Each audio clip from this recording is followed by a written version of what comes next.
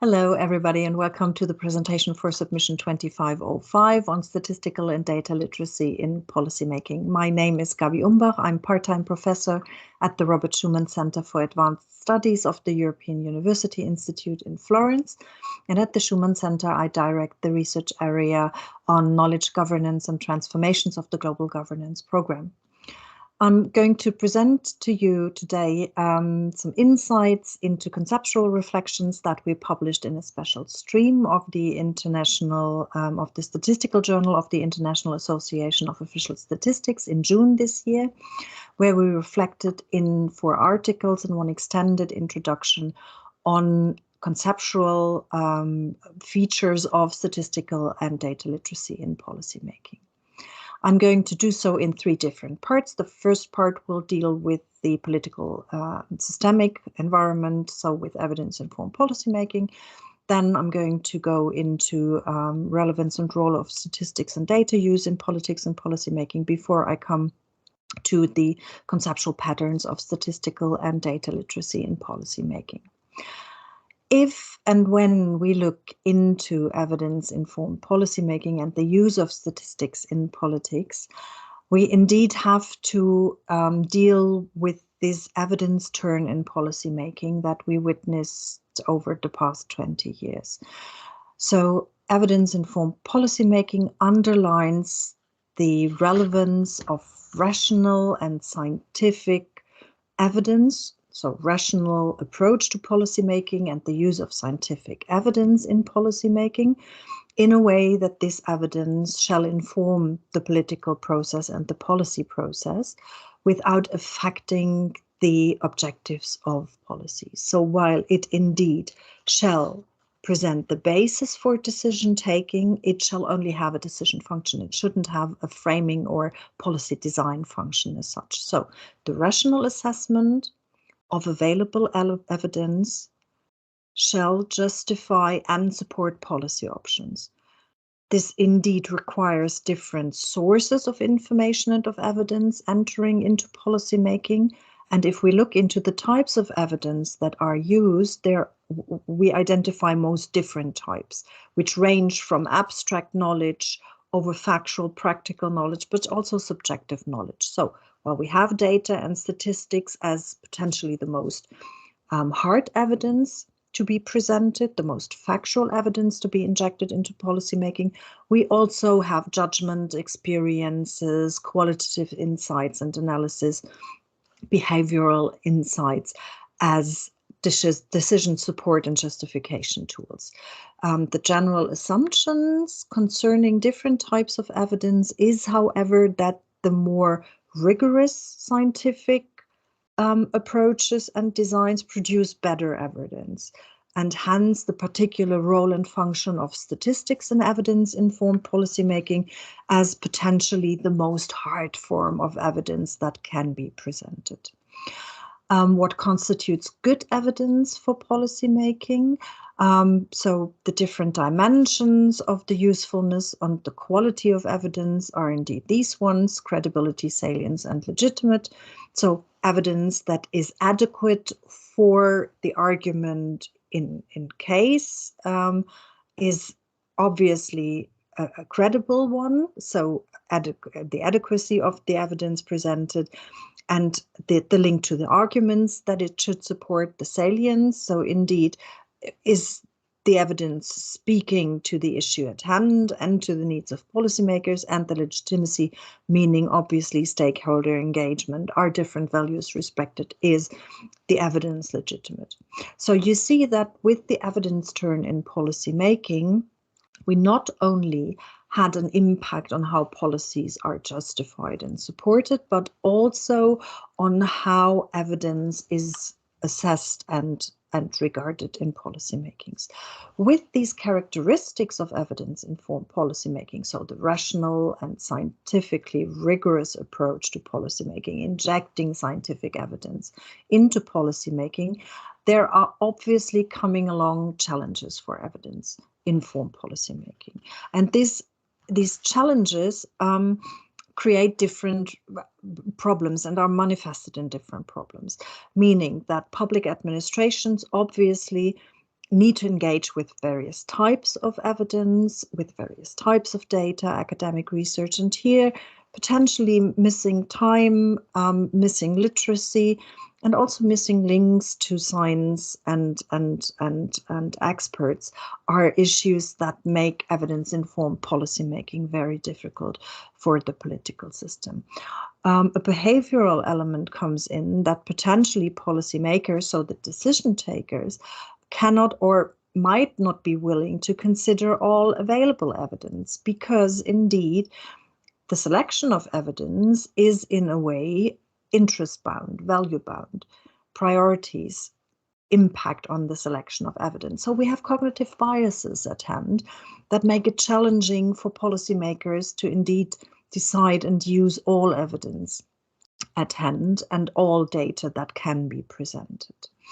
A gap that we know in the research on science policy interaction, a gap between policymakers and the research or the evidence community in policymaking processes is something that indeed can make life more complicated for both those that provide evidence and those that need evidence, because the two groups seem sometimes not to speak the same language. So the way the academia and researchers justify, explain the evidence at hand might not be useful for policymaking. Hence, knowledge brokerage might be relevant to translate evidence. So here also the different system logics of knowledge production and knowledge use is challenging, are challenging for evidence-informed policymaking. The technocratic nature of the process, so selecting evidence, injecting it into policy designs, into policy proposals, can also be seen as anti-democratic and as non-legitimate, which indeed increases the dangers of politicization and contestation of evidence in policymaking. You see how the systemic features of evidence-informed policymaking impact also on data use in policymaking, on evidence use in general, but also on data use in policymaking, in a way that data take over different functions in policymaking, and that the data use in evidence-informed policymaking has both knowledge and governance effects. So that we have a bit of a circular relationship between the use of data and the impact on evidence-informed policymaking. If we look at data use in politics, obviously we have the two big dimensions of functions that are important, which are the descriptive and diagnostic functions of statistics. But what you see in the capabilities for data use, so this interpretation of what does the data do, we oftentimes see many normative functions. So while it at first sight indeed seemed to be a factual piece of evidence, a numeric piece of evidence that is rather neutral in style and that speaks for itself, the use of data in policymaking has become an instrument of collective political action with many, many facets. So we do have quantification itself as a political process. All the indicator processes of big international organizations, of the United Nations, of the World Bank, are these quantification as processes. But we also here have priority selection, agenda setting. We do have the normative framing. It supports negotiation when data is instrumentalized for a particular position, but also strategic planning and leadership, so steering, flag planting for civil society actors, for example. You see how data and the use of data in evidence-informed policymaking indeed has become a power resource. And this power resource has indeed implications for the political process, which also has implications for statistical and data literacy. You see here the skills part of the table is very, very diverse. differentiated in different skills. So here's the descriptive part, but we also have the normative part. So data as framing something, data as creating reality. And if we look into these normative functions, we indeed see that behind the data use and evidence-informed policymaking, there is a politics of data use. And in that more political idea and understanding of data use and evidence-informed policymaking, we see that data and the use of data goes beyond this descriptive and diagnostic function, right? So what the use of statistics and quantification in policymaking does is it makes complex phenomena of the world, like sustainability, like equity, like mental health, like education, skills, it makes that tangible for policymakers and policymaking. So what it does, it gives a sort of objective consistency to social phenomena. And with this, obviously, it approximates reality into questions of measurement to be usable for policymakers. This shortcut seems to be technical. So to ask these questions, like what is good health? What is good education? What is a good economy, right? What constitutes progress in societies? While these seem to be factual questions that can be approximated, this data use in policymaking defines for defining problems and implementing the impact of policies has a normative and political framing function. So it objectifies realities, socio-political, economic realities, and justifies policy decisions. But by using and by deciding, selecting particular frames, particular decisions, others are excluded.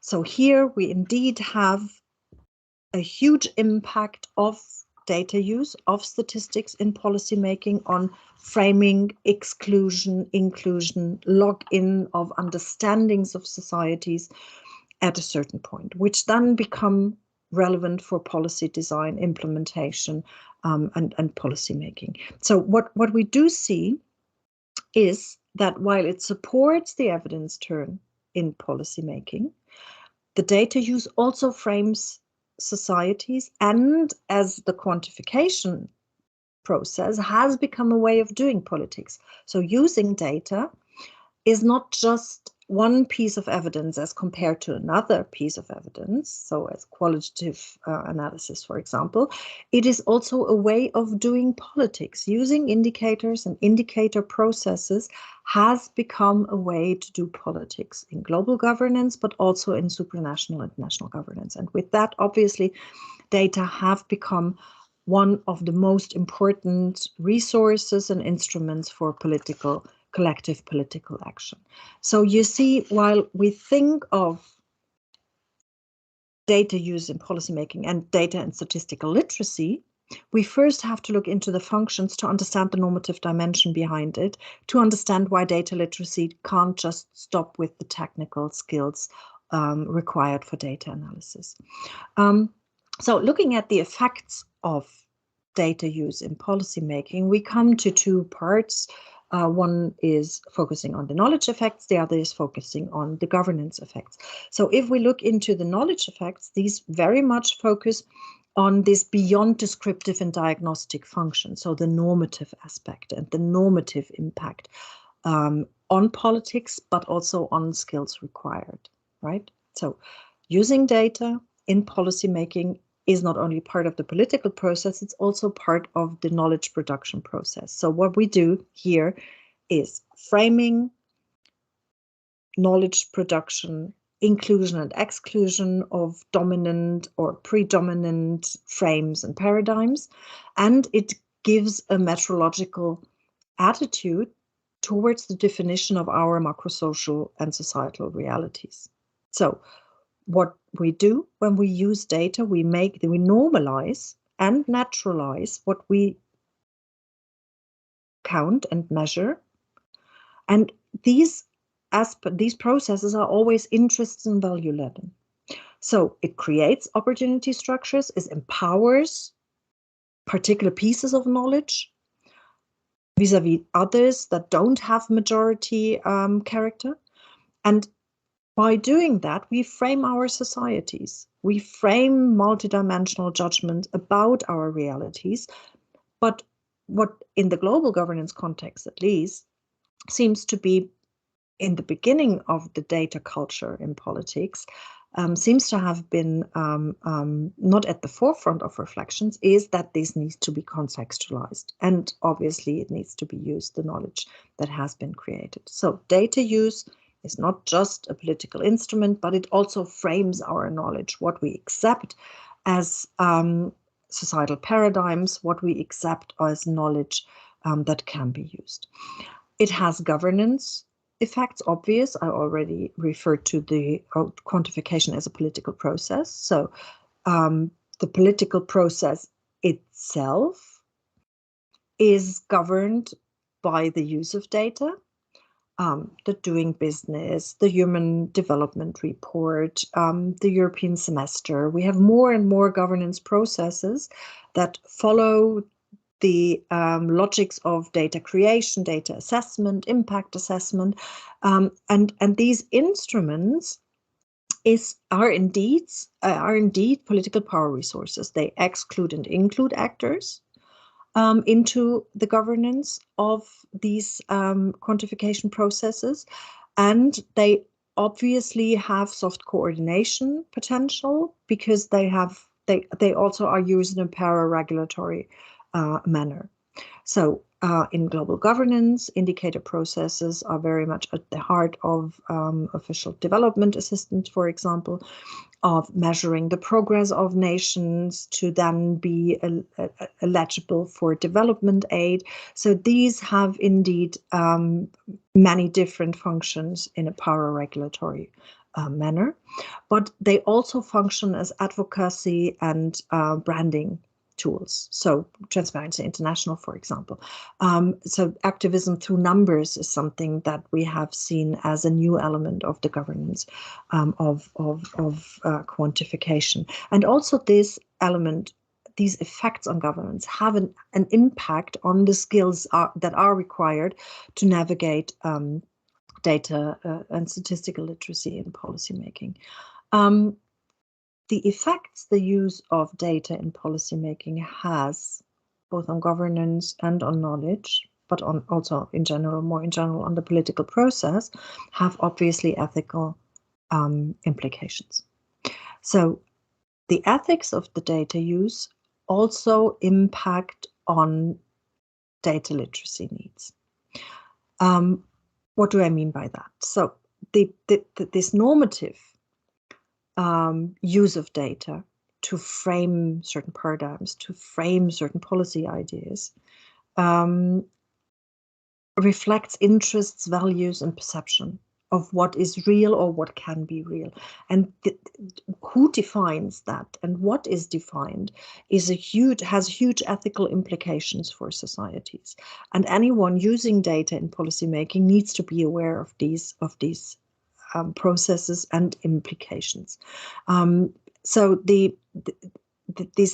ethical dimensions, if neglected, open up the entire realm of contestation, politicization, weaponization, and misuse of statistics. So a good understanding of the ethical implications of data use need to be embedded in every data literacy definition, right? So ethical principles of legitimacy, transparency, and accountability need to accompany what we define as data literacy.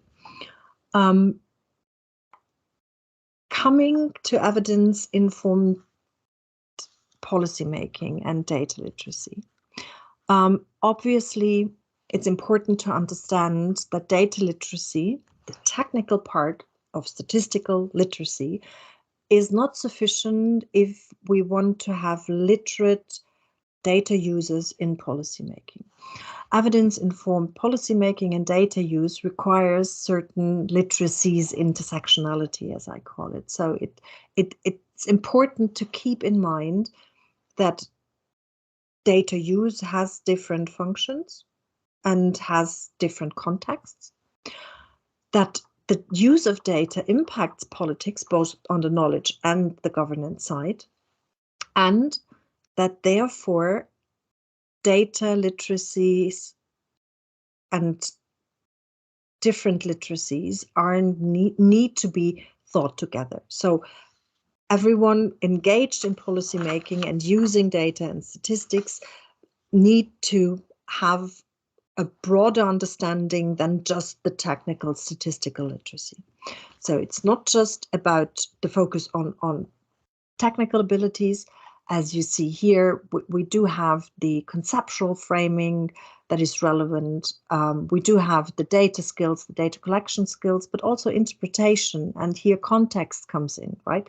What is the right data for the context at hand, and the communication part. So different literacies are relevant because we do have the normative function of data in politics, because we do have the empowerment problems related to access to knowledge and to access to policy processes. And we do have a strong connection in between governing and knowing and governing. Looking into these types of literacies, and here I'm really rushing through, and I'm happy in the discussion that we will have in our panel to extend on that. If we look into different types of literacies, I've just listed 4 most important ones. So when it comes to policymaking, obviously, we do have the strong part of statistical and data literacy, right? So this includes information literacy, but also numeracy, statistical literacy, visualization, and the understanding of the knowledge content of data. Obviously, information literacy is required to understand what type of information I can derive from numerical knowledge, right? So to turn knowledge into information. System and context literacy are extremely important to understand the components. So the systemic components of evidence-informed policymaking, but also of a particular policy area that inform data collection, data harmonization, data analysis, and obviously the ethical literacy. And the ethical literacy also includes all the questions of data limitation and data usage in the different areas that people work with data in policymaking. So data collection and data production, analysis, visualization, modeling and prediction, but also data management and data governance. So here, context is relevant, but also different forms of literacy. Just being technically and statistical literate is nothing that makes good data use for policy making possible. If we look into a narrow understanding or a broader understanding of statistical and data literacy in policymaking, what we found are indeed that context and capabilities in different forms or meta skills are as important as data science and statistical literacy. So in a narrow sense, a narrow understanding, obviously statistical and data literacy for policymaking includes the ability and skills to write, understand, analyze, and communicate with data, and obviously also collect, create, and search for data. So these are a narrow understanding of data literacy and statistical literacy for policymaking.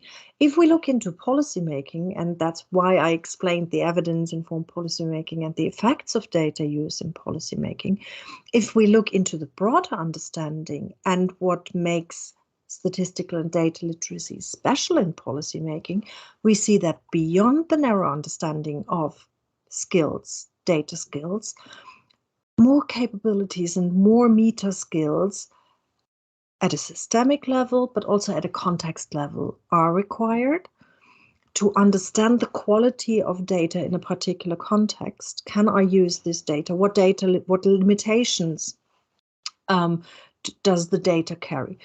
What is required to make policymakers understand that particular piece of statistical information? How can I argue properly with data in the particular situation? What biases of data interpretation and use could be there? In how far does data-driven decision-making influence the way data is used and presented? What implications does the use of statistics have in policymaking? And finally, also understanding that there is a politics of data use and ethics of data use that are important in evidence-informed policymaking to make people not only use data, but also understand and use data properly from the technical point of view. So all these context qualities and context capabilities are as important for statistical and data literacy in policymaking as the technical skills of understanding and being able to work properly with statistics and data. Missing literacy, obviously, so the missing combined literacy can obviously have huge real-world impacts and consequences. It can impact on policy design. Obviously, it can create different types of damages in the social, ecological, economic spheres of political reality. And in the worst case, contestation, politicization can be enhanced and fed through a misuse of data and missing data literacy, missing understanding of not only how the data speak to politics, but what the data use means for policy making. And in the end, the worst case, create a loss and enhance a loss of trust in politics because of a mismatch. So what we found, and what is one of the most important takeaways of our for articles and the introduction, the conceptual introduction to the special issue, was that statistical and data literacy in policymaking is defined as much by the technical skills, data analysis and data scientists, statistical skills, as it is by intersectionality of different literacies and the context knowledge of the environment that the data use takes place. So in terms of definition of main points of statistical or essential points of statistical and data literacy in policymaking, we found that obviously the definition of the relevant technical skills for the work that you're doing, that someone is doing in policymaking, so data visualization, data analysis, but also different types of modeling. The relevant skills are important from a context perspective. Who's my target audience? Whom do I speak to? What part of the policy process am I supporting? Also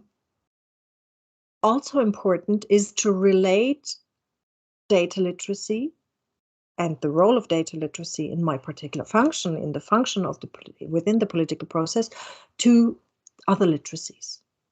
So systemic, political, ethical, context, policy area. So to understand not only what data to analyze, but what environment to navigate in. So the context as important here. And finally, to apply these skills in relation to the context to derive, so to turn this statistical information into knowledge for policymaking. And this is really important, to establish a thorough link in between information and knowledge that combines not only a particular subset of literacies, but that embraces a broader understanding of relevance of data use in policymaking. So, and as in view, and that's the final point for this presentation, in view of relevant skills, literacies, and context dimensions, we have tried to define the different elements. So from a technical skills point of view, obviously, it's essential for a data literate and statistically literate person in policymaking to learn the technical data skills, to master the data function required, diagnosis, description, or normative function, right? Technical skills also to enhance the factual evidence base of policymaking through data analysis. And this is everything that statistical education can offer. A particular support should be given to transparency and ethics because obviously of the political function of data use. And this should also in the technical skills be underlined. In terms of literacies, it's really important to understand what data-driven decision-making means, what the systemic conditions are in which I navigate. If I do my data analysis for an institution, for a political party, for a ministry, so really to understand what my position in the policymaking process is, and to judge the political dimension. So contestation of data, politicization, to in principle, think ahead from the sheer function of data as evidence towards the impact of data use on the system, and integrate that into making data speak properly and highlighting the limitations of what data can't say. So the very important to define statistical and data literacy in policymaking. Context, finally, obviously, to understand the functions and the politics of the data use, to understand if I'm preparing a position for a negotiation process, that this is a different function from an impact assessment. So really to understand what functions do data have in policymaking, to understand also the science policy field I'm working in, so the environment, the interactions, and to increase access, and indeed to anticipate the potential impact of the scientific interaction with policies on the use of statistics and data in policymaking. So as the main takeaways, and I'm very happy to discuss these conceptualizations and how we can integrate that into not only the work of statisticians and data analysts, but also in the educational dimension of our profession. So as takeaways and main points to flag is that statistical and data literacy in policymaking indeed goes beyond technical data science and data analytical skills. It embraces different literacies as concerning context, information, policymaking, the different qualities of actors involved, and it also has to embrace an overall understanding that the context of data use is important for the impact of statistics in policymaking.